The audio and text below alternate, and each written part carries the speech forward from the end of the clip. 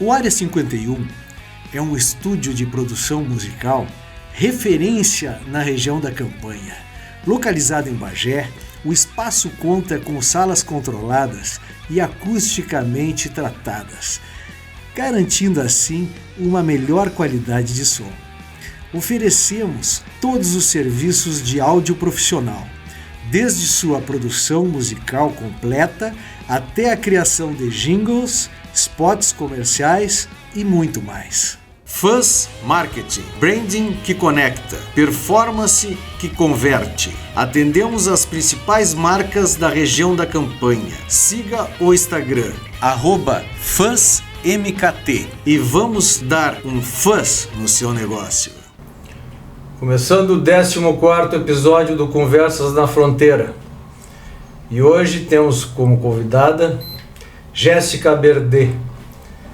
Ela é cantautora, instrumentista e produtora de música brasileira. Tudo bem, Jéssica? Tudo bem, Ricardo. Prazer estar aqui. Obrigada pelo convite. Que legal que tu veio. Olha só, vamos começar assim fazendo uma mini biografia, porque é a primeira vez que chega um artista, um convidado, a gente pega e fala um pouquinho de como foi o início, né? Tu nasceu aqui em Bagé. Nasci em Bagé e logo aos 2 anos o meu pai foi trabalhar. Quando eu tinha 2 anos, meu pai foi trabalhar na usina em Candiota. Sim. E aí morei lá a vida toda até os 16, por aí. Sim. A vida toda. Fiz o ensino médio lá, depois vim pra Bagé pra fazer faculdade, vim morar na casa da minha avó, fazer faculdade. Na época eu estudava no IMBA. E a faculdade era de quê? Fazia engenharia de produção. Olha Fiz só. metade do curso da engenharia de produção. Sim. Depois eu fui fazer marketing na faculdade aqui também e por aí. E aí, nessa época eu tava na faculdade e aí ingressasse no IMBA. Não, eu ainda morando em Candiota, vinha fazer aulas no IMBA. Meu avô, que meus avós moravam, quer dizer, meu avô já faleceu, minha avó ainda mora com ela, que eu tô hoje aqui, inclusive. Ele me buscava na rodoviária, me levava no IMBA e me levava pra cima e pra baixo para o que eu precisasse fazer, assim, com relação à música, porque os meus pais estavam em Candiota.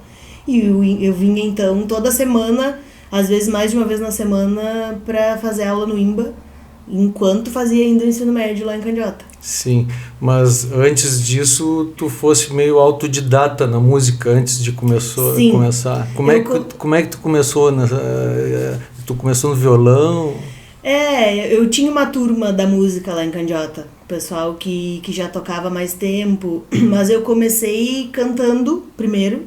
E eu tinha um violão que era do meu tio, quando meu tio era guri. Então era um violão velho que estava atirado assim na casa, num quartinho das coisas velhas da casa da minha avó. E aquele violão veio parar na minha mão. E aí eu comecei a tocar, tirava música de ouvido, do jeito que dava, né? Na época tem até uma história que eu gosto de contar, que eu acho engraçada, assim, que eu não conhecia cifra. Sim. Então eu inventei a minha cifra. E aí, um tempo atrás, agora mexendo em umas coisas antigas lá em Candiota, eu achei uns caderninhos com umas letras e os símbolos que eu inventava naquela época. Que bárbaro! Pra cada tipo de acorde eu tinha um desenho, um símbolo, assim. Sim. Que legal. Tu te lembra a marca do violão desse do teu tio? Era um tonante. Um tonante. Quem nunca? Quem nunca, é verdade. Na minha época tinha as guitarras tonante também, né? E aí depois aperfeiçoasse então no IMBA. Eu fazia aula de canto no IMBA. Fazia com o Renato Paim. Isso. Um cara muito importante, assim, né, em vários aspectos, que me ensinou naquele primeiro momento a usar a voz, né, embora eu já tivesse participado antes de festivais nativistas, eu participava bastante na época, eu já cantava, assim, mas foi ali no IMBA que eu comecei a ter melhor noção de como usar a voz, que é o nosso primeiro instrumento, né? É verdade. E já me acompanhava no violão em algumas coisas e comecei a fazer aula de violão no IMBA, mas aí não me adaptei porque era uma metodologia bem específica, assim, né? E na época acho que não tinha, que eu me lembre, violão popular, então eu fazia violão clássico. E aí não rolou, assim, não curti muito e fiquei só no canto mesmo, fazia canto e teoria musical. E tu te lembra as músicas que tu ensaiava com o Paim lá no IMBA?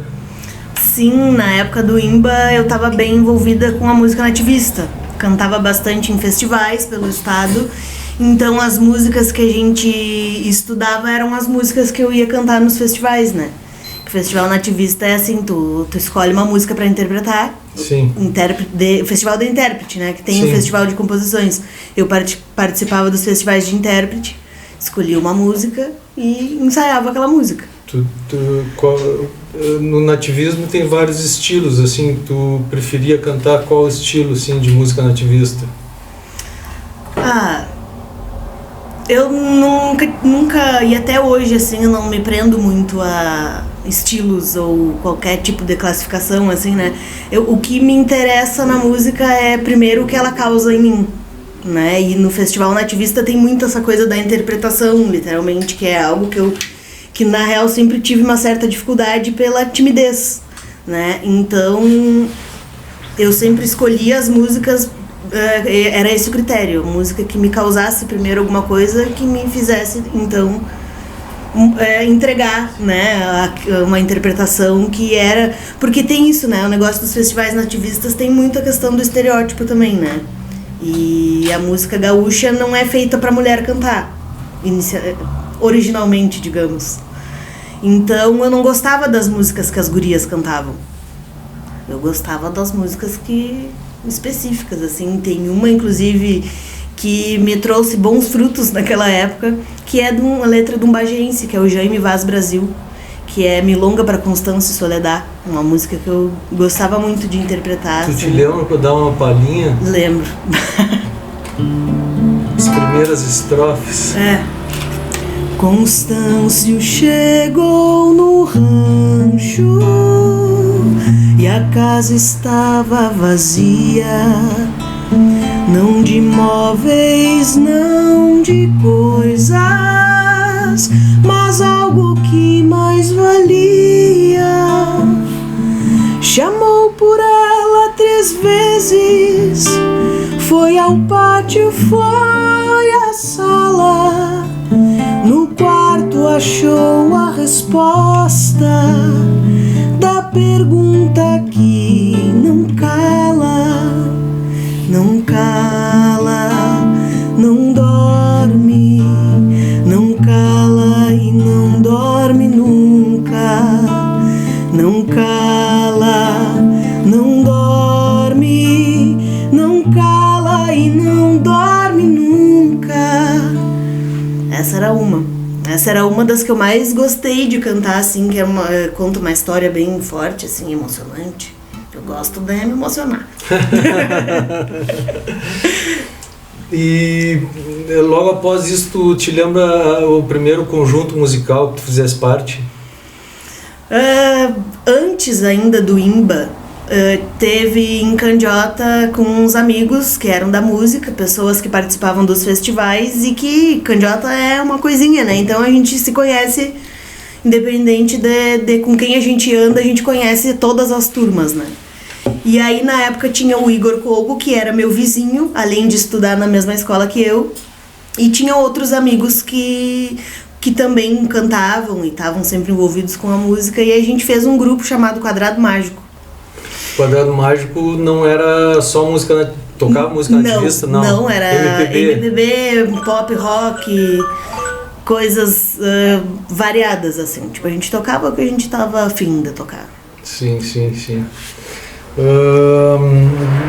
E chegando na parte onde tu resolveu compor as tuas músicas? Eu componho desde criança. Quando eu era pequena, tipo, as primeiras musiquinhas que eu fiz era pros bichinhos lá da casa. Então, tipo, o gato tinha uma música, o cachorro tinha uma música, a galinha tinha uma música. Eu fazia musiquinha assim. E na época tinha fita, né? De gravador, de fita, qualquer rádio tinha fita e dava pra gravar. Sim. Então, a minha mãe tem até hoje gravações que eu fazia criança das musiquinhas. Mas aí depois, quando eu comecei a tocar violão, aí sim eu comecei a compor músicas já com, sei lá, tinha 13, 14 anos por aí. Aí compunha já umas músicas mais legais, e aí a coisa foi andando assim, né? Mas eu sempre compus, desde que eu comecei a cantar e desde que eu comecei a tocar, foi muito natural, assim, essa coisa da criação, né? E nessa fase, quais eram as influências que tu tinha para compor essas músicas? Não as primeiras que foram com os bichinhos, mas sim essas... A minha mãe ouvia muito as trilhas das novelas. O meu pai ouvia, além de música gaúcha, ouvia também umas coisas mais diferentes, assim, tipo, diferente pra mim naquela época, né? Um rock e tal. E aí eu sempre muito curiosa, gostava de saber quem tinha feito as músicas. Sim. E aí eu fui ver que quem cantava a música tal, que a Maria Rita, quem compunha, né, quem tinha composto a música tal da Maria Rita, era fulano. Aí eu ia atrás do fulano para conhecer o trabalho, claro, e as composições. Naquela época não era tão simples assim achar as coisas, sim, né? Não era todo mundo que tinha internet, e a internet não era como é hoje. Então, eu sempre fui muito curiosa e fui buscando também os compositores. E foi nessa época que eu conheci também aqueles que a gente estava conversando antes, que eu chamo de Os Inevitáveis. Os Inevitáveis. Porque daí a gente descobre Chico Buarque, descobre Caetano Veloso e aquela galera toda ali. Então, as minhas primeiras influências, digamos, além das coisas que se ouvia na minha casa, foram a partir dessa minha pesquisa que eu fazia, assim. Né? Então eu ouvia, na época tinha Marjorie Stiano, que era uma jovem cantora, atriz e cantora, atriz super talentosa. Teve aqui em Bagé no Tempo e Vento. Exato. E aí eu tocava, inclusive no meu repertório tinha músicas do repertório dela, tinha bastante Ana Carolina, que a Ana Carolina tinha aquela coisa do violão, então eu muito aprendi do violão vendo e ouvindo as músicas da Ana Carolina. Sim. Ela tem uma pegada no violão diferenciada. Então ali também, a partir da Ana Carolina, descobri João Bosco. E enfim, aí a coisa vai, né? E aí a harmonia cresceu bastante para tu fazer as tuas composições. Sim. Tem como tu cantar uma composição tua com essas influências aí? Tem. Clareia. Clareia. É uma música que inclusive eu gravei no meu primeiro trabalho, 2018, tá disponível nas plataformas de streaming. E é dessa época. Eu tinha acho que uns 15, 14 por aí. Tá. Deixa eu me lembrar, até já me esqueci.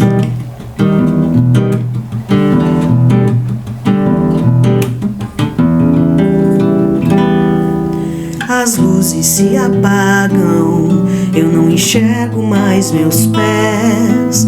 Sinto mais vontade de dizer que eu te amo e ninguém me mandou. Hoje a noite ainda mais bela do que aquela nossa. Hoje eu não durmo, vou ficar aqui bem longe, cuidando de ti, inalando teu ar, que verte da terra de pobre clareza, que me inferniza toda hora e logo esquece sem demora. Clareia tua pose no retrato, me mostra qual a tua intenção. Clareia meu passado tão escuro.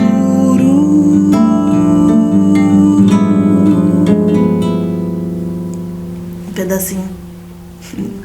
Essa profundidade poética, tu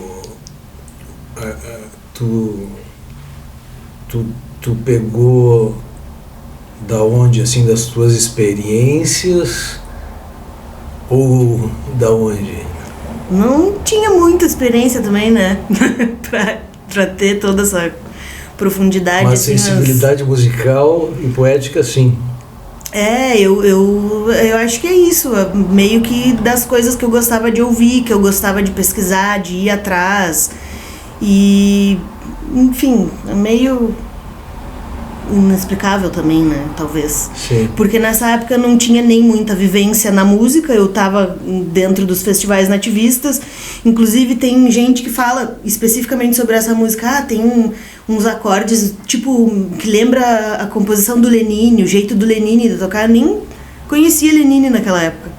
Então, não sei, eu acho que vem da minha curiosidade de procurar, eu não tinha formação nem referência, né? Tipo, não conhecia a cifra, como eu te falei antes. Sim. Então eu inventava. Eu não tinha regras. Sim, entendeu? sem regras.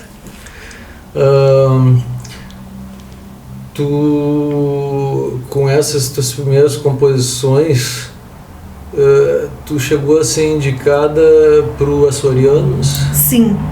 Esse trabalho chamado Invisível foi lançado em 2018 e eu fui indicada ao Prêmio Açorianos na categoria de Revelação da MPB, que já foi uma coisa louca, assim, né? Eu recém-chegada em Porto Alegre, mal conhecia, recém conhecendo as pessoas lá e sempre desse jeito, tipo, daquela coisa do trabalho de formiguinha, né? A gente vai fazendo aos poucos, do jeito que dá, com os recursos que tem, Sim. muitas vezes sem recursos, né? Então foi uma coisa bem que pra mim na época assim foi, eu não precisava nem ganhar, não ganhei, né, na real, fui só indicada, mas tipo, só ter sido indicada naquela época era uma coisa, e concorrendo com gente que tava fazendo coisas há mais tempo, que tinha já uma rede de contatos de pessoas e de outros músicos e parcerias, né?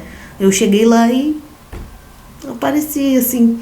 E com isso aumentasse tua rede de amigos e de artistas, e surgiu algum trabalho a partir daí? Sim, surgiram. Logo que eu cheguei em Porto Alegre, ainda antes de gravar Invisível, eu cheguei num momento em que a cidade estava muito... O pessoal da música autoral, os compositores da música e da noite lá porto-alegrense estavam muito unidos, era um movimento meio efervescente assim da música autoral. Tinha vários eventos e tinha um que era de uma amiga minha que se tornou uma grande amiga minha, Bia Tabert, uma cantora, compositora carioca, mas que na época estava morando em Porto Alegre. Era o Trevo de Sons.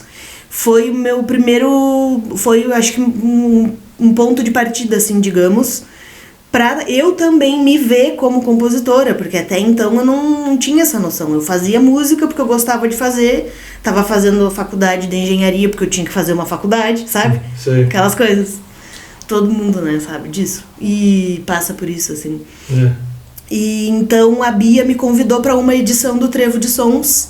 Nessa edição eu conheci, éramos 4, era a Bia, eu, a Raquel Leão, que é um outro ponto que a gente pode desenvolver daqui a pouco, porque é uma outra cantora, compositora paraense, amicíssima, e parceira de composição, inclusive de outros trabalhos, e o Luciano Kunzler. Então nós 4 fizemos essa edição do Trevo de Sons e a partir dali as coisas meio que começaram a acontecer, porque todo mundo, a mesma coisa, né? Porto Alegre, mas é uma Bagé um pouquinho maior. Sim. Então a gente começa a se enredar com outras redes, né? Nas outras redes, assim. Mas foi um momento importante pra mim nesse sentido, de me ver como compositora, de ver que o que eu fazia não era uma brincadeira, tinha valor e precisava ser visto com olhos de valor e com ouvidos, né? Por mim mesma, né? Em primeiro lugar. Sim.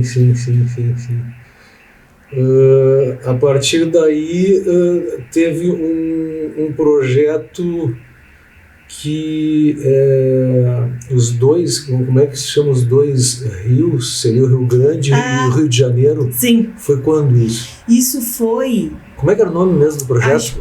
Quando os rios se encontram. Quando os rios se encontram. Quando os rios se encontram. Que daí a Bia já tinha voltado pro Rio, tava morando no Rio, e eu em Porto Alegre. E aí a gente fez esse projeto que era com as minhas composições e as composições dela. Tá. E nós apresentamos, se não me engano, foi em 2016, no Rio de Janeiro, no Teatro da Biblioteca Nacional e no Teatro do Forte de Copacabana. 2 lugares também super tradicionais, assim, que a gente entrou numa programação... Eu não me lembro, era um festival, ou era uma... Eu não lembro exatamente como era, mas era uma coisa bem... Um festival de música, assim, né? E eles... Era o tipo de um edital que ficava aberto, qualquer pessoa podia se inscrever. Passava por uma triagem ali, nos projetos, eu acredito, e aí a Bia tava lá, eu nunca tinha ido no Rio, foi minha primeira visita. E foi super legal, assim, né? A gente poder também ter essa experiência de mostrar as nossas composições para um público que a gente não tá nem um pouco acostumada, né? Sim. O que tu te lembra desse episódio lá no Rio de Janeiro? Tem uma música que eu gosto muito, que é uma composição da Bia e que eu coloquei a harmonia e ela meio que ficou com uma... Na real, ela é uma milonga.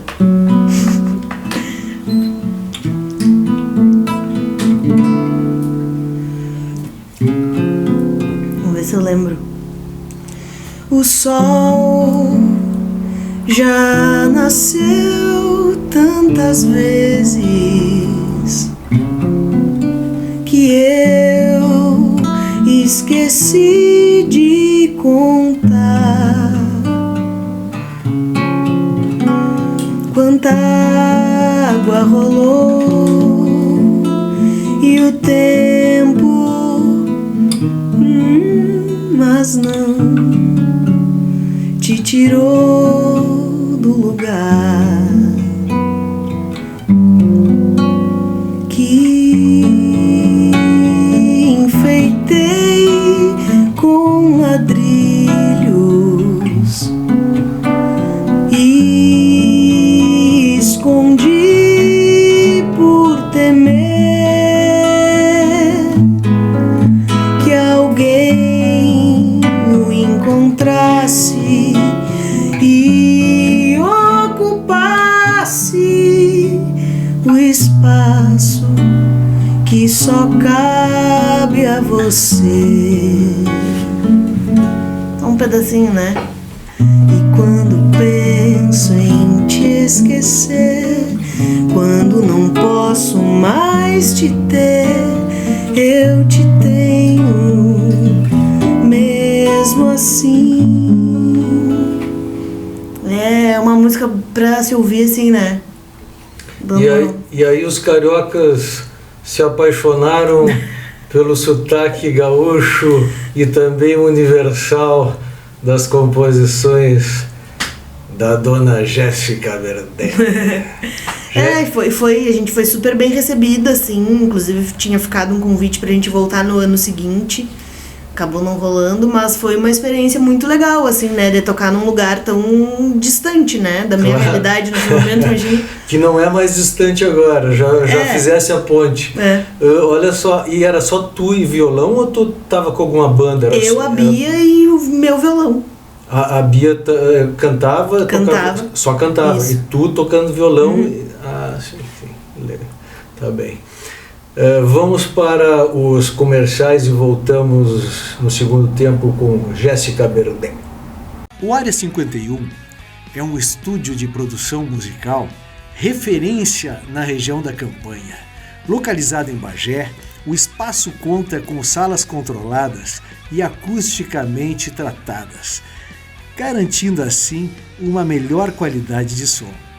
Oferecemos todos os serviços de áudio profissional, desde sua produção musical completa até a criação de jingles, spots comerciais e muito mais. Fuzz Marketing, branding que conecta, performance que converte. Atendemos as principais marcas da região da Campanha. Siga o Instagram, @FuzzMKT, e vamos dar um fuzz no seu negócio. Segundo tempo do 14º episódio do Conversa da Fronteira com minha amiga Jéssica Verdet.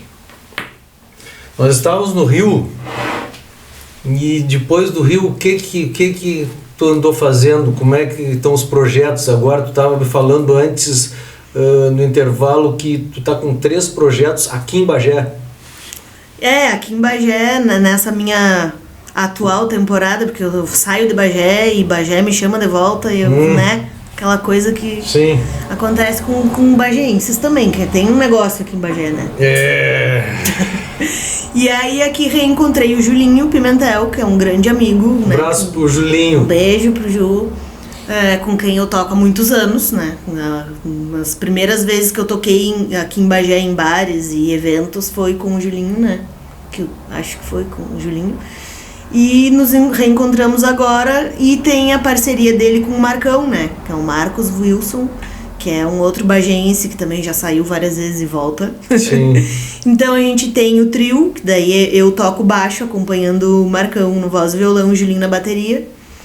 Tem um outro show, digamos, que é eu e o Julinho, com o repertório também assim, MPB, sambas, algumas autorais, mas muito pouco. A gente faz juntos assim. E eu tenho tocado sozinha também várias vezes, né? Que é como a coisa sempre foi, né? A origem da coisa é eu no voz e violão. E aí eu tenho mostrado um pouco mais agora as minhas músicas autorais aqui em Bagé. Isso sim é a primeira vez, né? Que tem sido possível fazer. Isso que eu ia te perguntar, nesse teu show violão e voz, tu toca as tuas composições, mas tu toca música de outros também no repertório? Sim.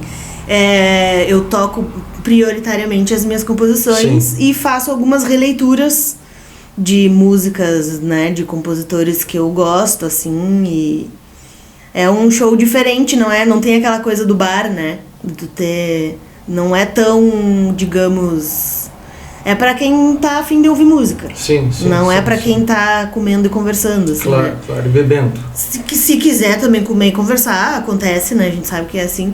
Mas é um repertório mais escolhido, assim, mais delineado, mais com uma mensagem, assim, né? Sim. E entro em contato contigo, por exemplo, para esses 3 projetos de show pelo teu Instagram? Pode ser pelo Insta, pelo Face, tem o meu site também, tem o e-mail lá. Em todas as plataformas e redes sociais, procurem @Jéssica Berdê e lá eu estarei. Estou em todos os lugares. Jéssica, vamos escutar mais um pouco desse violão e dessa voz privilegiada? Vamos. Vou cantar uma outra música que é do Invisível também, que se chama Sorri. Um bolero, inclusive. Opa! Não sei quanto tempo levou, sarandeando verões, primaveras a 2, pra depois fenecer um puro amor que nunca nasceu de flor. Não vi de que lado saí, se ganhei ou perdi. Me cansei de pedir pra depois esquecer um falso amor que nunca valeu por nós. De tanto esperar cheguei, de tanto ficar me fui, de fazer feliz chorei, de não ser daqui voltei, de só dar amor corri, de não escrever morri, de não procurar achei, de sentir a dor sorri. Maravilha. Meu bolerinho. Teu bolero. Os projetos, tu tá com um projeto da Lei Paulo Gustavo, que tu já apresentou no Senarte. Me fala um pouco desse documentário. É um projeto que foi contemplado pelos recursos, né, da Lei Paulo Gustavo, realizado com recursos da Lei Paulo Gustavo. É um documentário que conta um pouquinho da minha trajetória, pela voz de amigos, através da voz dos relatos de amigos, pessoas com quem eu já trabalhei aqui em Bagé e também em outros lugares. e ao mesmo tempo mostra fragmentos da vida da cidade. É um documentário não muito convencional, assim, não é aquela coisa da pessoa sendo entrevistada, falando de frente, né, pra câmera, assim. É um olhar talvez um pouco mais poético, assim, que faz o link entre esses relatos e lugares aqui em Bagé que foram importantes na minha trajetória. Então, no documentário a gente passa pelo Imba, a gente passa pela Catedral, passa por Santa Teresa e também por casas de amigos meus e de pessoas, né? Inclusive o Julinho participa do documentário, tem algumas cenas na casa dele, que é um lugar onde a gente se reúne frequentemente, e não só hoje, como lá nos meus 15, 16 anos, né, quando a gente começou a tocar junto. Então é um trabalho e um momento muito especial, assim, pra mim, porque também fala sobre estar de volta, né, em Bagé e em casa. O documentário se chama Som da Casa, foi feita uma exibição no dia 14 de setembro lá no Senarte, depois eu fiz um pocket show, foi uma noite super emocionante. Inclusive foi quando eu enxerguei o Paim, o Renato Paim, professor, aí eu não me aguentei, né, porque eu sou emocionada, tô sempre emocionada, sim, mas quando eu enxerguei ele, daí eu tive que chorar, chorei. E quem é que participou da direção, da edição do doc? A direção é do Wagner Previtali, fotografia do Igor Montanari, direção de arte do Gabriel Medeiros, produção executiva minha e direção de produção da Camila Medeiros. Todos bageenses, tem também um intérprete de Libras, que é um outro bageense, o Wallace Goulart, um querido, que salvou a gente também. E acho que a Lorraine Machado, maravilhosa, minha fono, também participou. E foi dentro do documentário, a gente tem também, no final do documentário, uma session, uma mini session, que aí eu canto Pra Quem Tem o Dom de Ouvir, que é uma música que eu fiz quando decidi voltar pra Bagé. Uma outra coisa bem importante que acontece, assim. A Sorri, que eu cantei antes, foi a primeira música que eu fiz quando eu saí de Bagé. Então acontecem várias coisas, assim, né, que acabam interferindo na composição, né, em como... E a gente fala sobre isso, né, o documentário fala também sobre isso. Pra Quem Tem o Dom de Ouvir é uma música que deu o início, deu o start pra gente começar a pensar no documentário, e ela fala sobre isso, sobre estar em casa, sobre falar com a minha gente. Vamos escutar um pouquinho dessa música, então. Claro. Vou fazer uma canção pra quem tem o dom de ouvir, um pouco mais estranha que o normal, mas que naturalmente ganha atenção. Não pra ganhar cliques, mas o coração. Não pra eu dar chilique, mas como precaução. Vou fazer uma oração pra tecer o bom por vir, um pouco tanto quanto desigual, mas bem mais livre que até posso pressentir. Não por natureza, mas por redenção. Só levo beleza pra dizer a minha gente que ainda estou aqui. Um aviso aos flutuantes que o mergulho faz sentir. No fundo vê-se o mundo, sentimentos a fluir, e superficialmente só se mente para si. Quem ouve de verdade lá no fundo é Criador.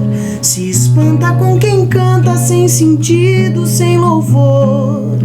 Sinceros aliados que se prestam pra ouvir a voz que canaliza o amor pra além daqui. Vou fazer uma canção pra quem tem o dom de ouvir. Maravilha, maravilha. É uma canção melhor que a outra. Não estou tirando confete, é verdade. Olha só, tu me falaste na pré-entrevista sobre uma peça de teatro que tu tá fazendo a trilha, digamos assim. Isso. É também um outro projeto aprovado, né, pela Lei Paulo Gustavo. É uma peça infantil, mas que tem uma mensagem que serve para os adultos também, para despertar a criança em todo mundo. Para Onde Vão as Borboletas, uma peça escrita e dirigida pelo Gabriel Medeiros, que é um grande parceiro há muitos anos, e eu fiz a trilha sonora da peça e fiz a direção musical da peça. E operei o som na estreia da peça. A gente, né, faz todas as coisas que precisa fazer sempre, assim, né? Essa peça, ela estreou aqui em Bagé? Estreou aqui em Bagé, no Teatro do Senarte. Agora, inclusive, no dia 12 de outubro vai ter a segunda temporada, uma representação. E eu vou assistir a peça pela primeira vez, né? Porque no momento da estreia, como eu operei o som, eu nunca vi a peça. Então eu tô... Agora eles têm um outro operador, já cumpri meu papel, né? Sim. E aí agora eu vou assistir a peça pela primeira vez, já fica o convite, inclusive.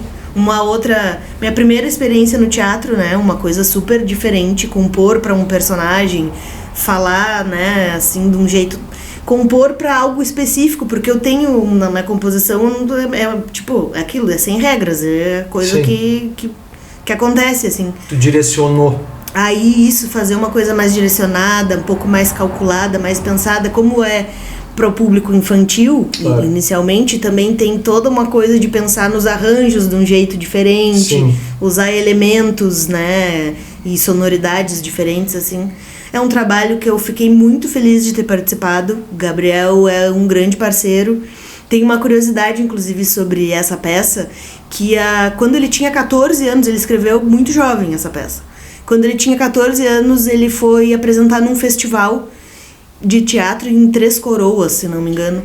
E lá eu operei o som que naquela época tinha e as luzes, se não me engano. Fiz uma coisa louca assim também, sem nunca ter mexido com essas coisas.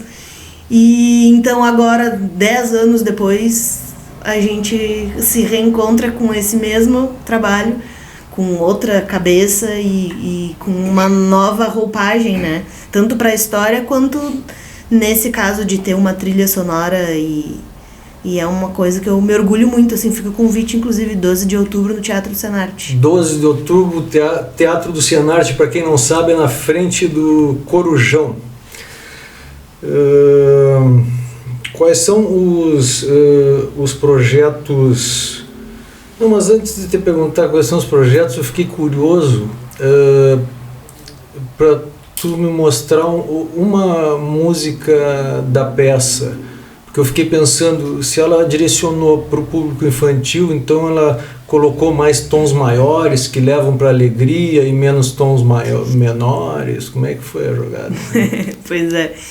Tem algumas coisas que são instrumentais, né, que são temas de alguns personagens, e tem uma música que na peça, que não sou eu que canto, né, as músicas. Tem uma música que eu canto só. Quem é que canta? Quem canta é a atriz, a Júlia Maurante.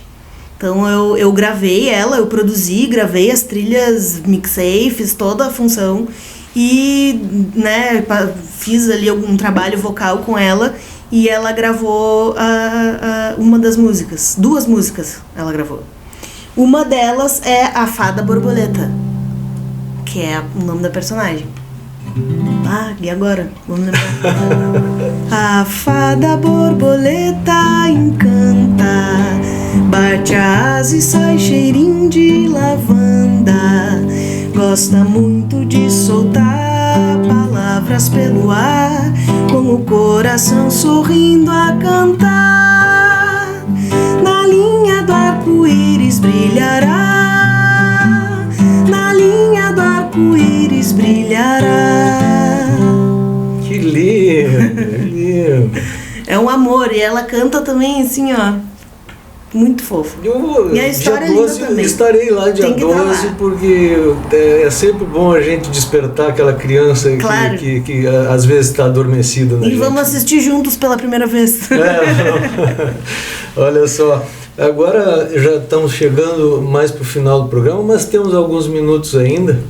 E quando eu chego mais pro final do programa, eu olho pro entrevistado, pra entrevistada e digo: te entrevista a ti mesmo, agora tu fala o que te vier na cabeça.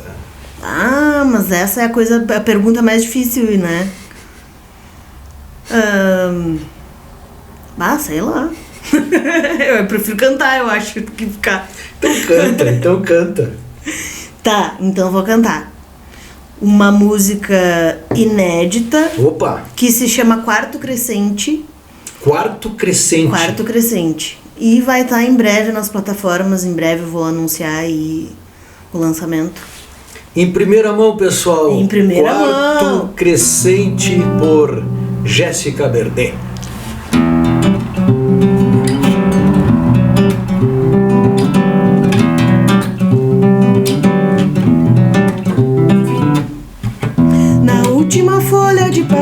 Sobre um pequeno pedaço do céu, tem certas coisas que amor não diz. No mínimo tom da tua voz já se perdeu um bocado de nós. Tem certas coisas que amor não diz. Não passa barreiras, desbrava fronteiras, não incendeia.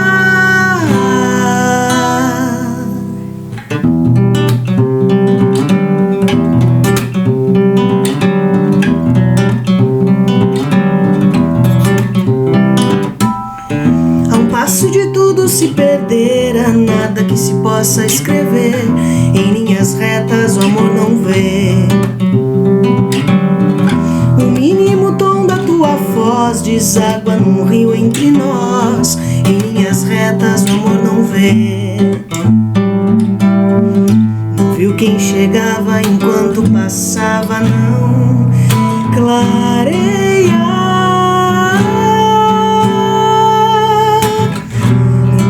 Crescente me encontro com a chuva. A prova, o amor pode se descuidar. Em outro dos quartos o amor segue o passo. A míngua suspira querendo ficar. No quarto crescente me encontro com a chuva. A prova, o amor pode se descuidar. Segue o passo, a míngua suspira, querendo ficar.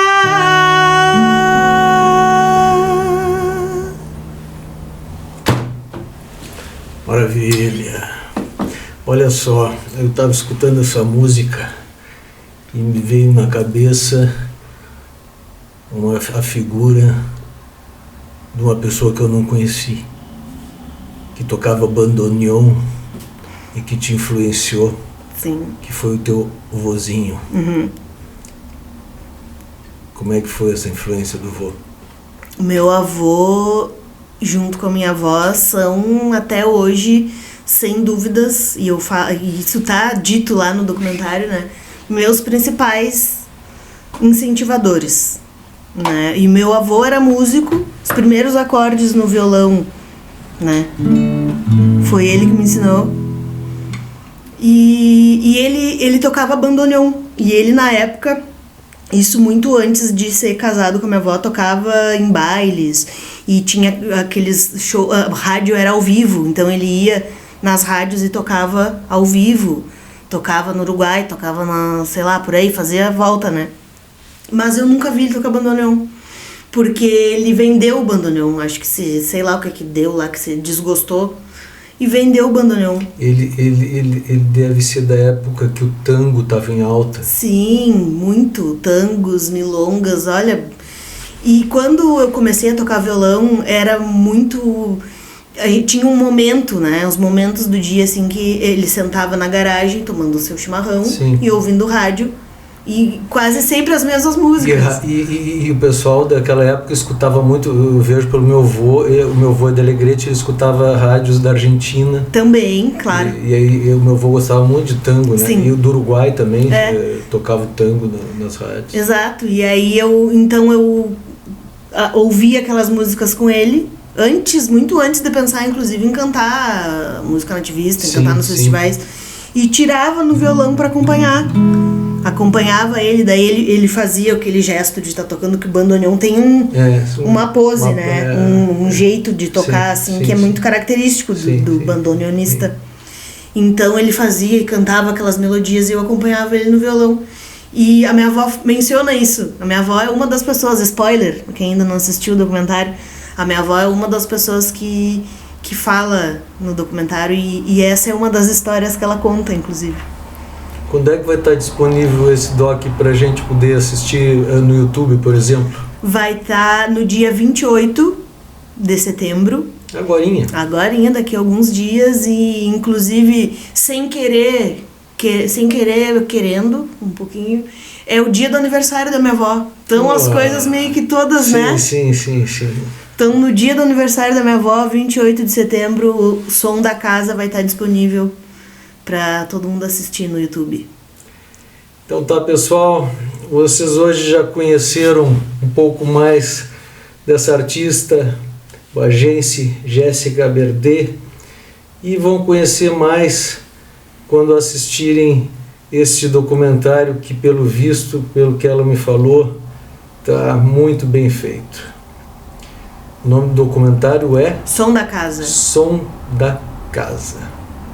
Jéssica, muito obrigado por ter vindo aqui e todo sucesso para ti. Muito obrigada, eu que agradeço pelo convite, foi um prazer, adorei conversar contigo.